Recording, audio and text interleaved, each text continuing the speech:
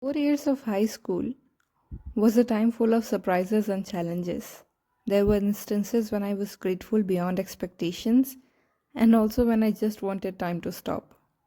The experience is something I have learned to cherish now that I am no longer in the same setting, but I have made my fair share of mistakes too.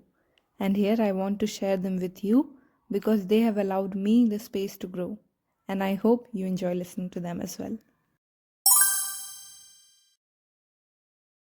Now, I am not a health professional, nor have I ever taken any kind of education in the medical field, but there are a few things that I have picked up.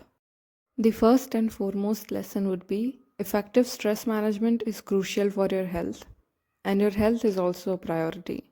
When I was juggling between a lot of subjects in my high school, I forgot to put my health up there as a priority, not even in the least concerned section.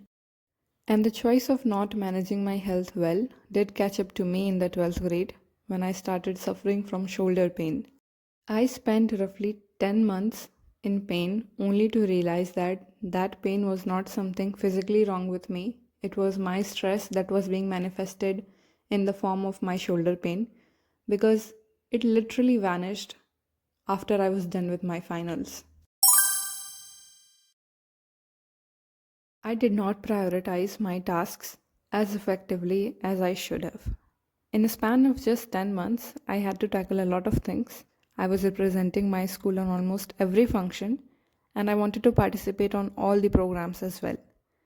At the same time, I was making memories with my classmates, I was trying to complete my syllabus, and I was preparing for a competitive exam, and I was very, very stressed. It was a lot for me to handle, and I did not understand how I could manage all of this or if I could manage it at all. Now that I look back, I understand that I needed a formula that would work only for me.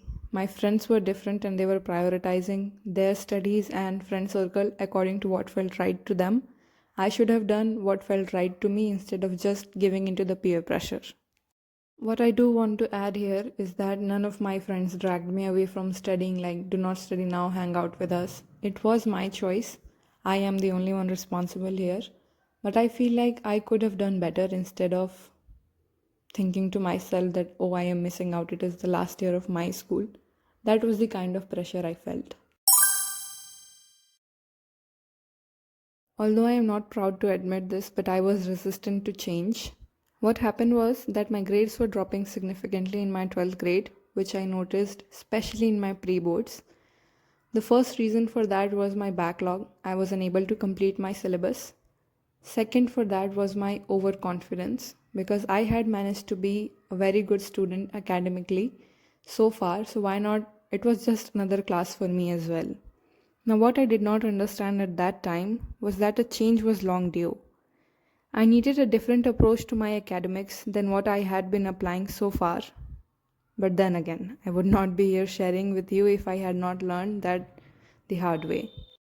And that is the main point here. What was hard for me to manage was the feeling of disappointment and resent I felt towards myself. These were new feelings, and since I decided to avoid them altogether, they kept coming back to me until I sat down and dealt with it. Now, this right here was the trickiest part. I had better chances of flying than I had of navigating through the new spectrum of feelings I was experiencing. It felt like a mess. On one hand, I wanted to talk to people, make new friends, or at more amount of times than I'd like to admit, be the center of attention. When you are continuously trying to fit in and make everyone like you, it gets exhausting. Yet, I did it. Why? Because being on my own meant facing things I did not wish to.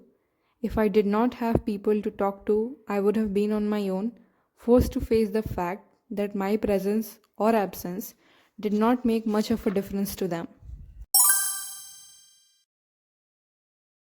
I had pretty high expectations, a lot of times very unrealistic as well. I wanted to be able to do everything and excel at them too while also being free. More like I wanted success to be almost effortless. And when you lay down so many expectations for yourself, you are setting yourself up for a confrontation. A confrontation where you are required to choose exactly what it is that you want and why.